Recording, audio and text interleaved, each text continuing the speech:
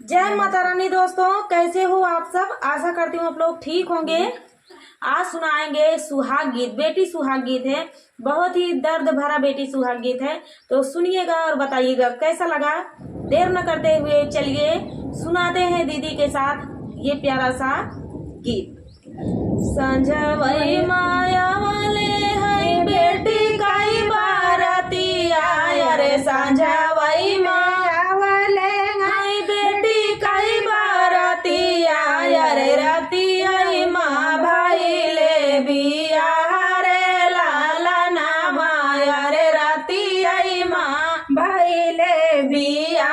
रे, लाला ना माया रे, भोरा वही माँ भाई ले है बेटी कई बिदाई आया रे, भोरा वही माँ भाई ले है बेटी कई बिदाई आया रे, घर आंगन लगई आंधिया रे, लाला ना माया रे, घर आंगन लगई आंधिया रे, लाला ना माया रे, नाही आजू बोलाई भोरा वही चिरई आया रे, नाही आजू बोलाई भोरा वही चिरई आया रे, नाही बोलाई दोपहर की मोर रे, लाला ना माया रे, नाही बोलाई दोपहर कई मोर रे, लाला ना माया रे, नाही आजू बोलाई अंगने माँ बेटी आया रे, नाही आजू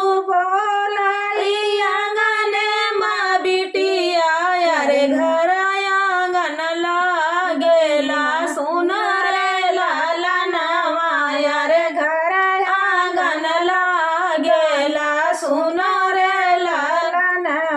अरे दुआरे पर बैठी उनके बापाई जा रही, अरे दुआरे पे बैठे उनके बापाई जा रही, अरे माया डे बढ़िया के बीच रे, लाला ना माया रे, माया डे बढ़िया के बीच रे, लाला ना माया रे, भाई आज रोई बिचवा माड़वा नाया रे, भाई राजा रोई बिचवा माड़वा नाया रे, सुना लागई अंगना दुआर रे, लाला ना माया रे, सुना लागई अंगना दुआर रे, लाला ना माया रे, सांझवई काया वाले है बेटी कई बाराती आया रे, सांझवई किया वाले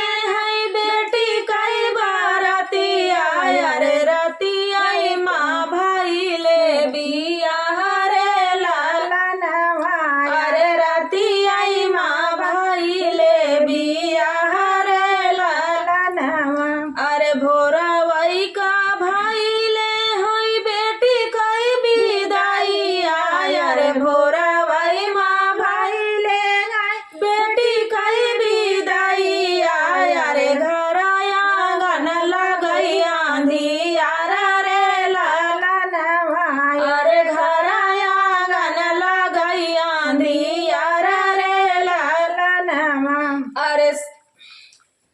अरे दुआरे पर बैठे मन के चाचा जरोई, अरे दुआरे पे बैठे मन के चाचा जरोई, अरे चाची आंगनवा के बीच रे, लाला ना माया अरे, चाची आंगनवा के बीच रे, लाला ना माया रे, भाई आज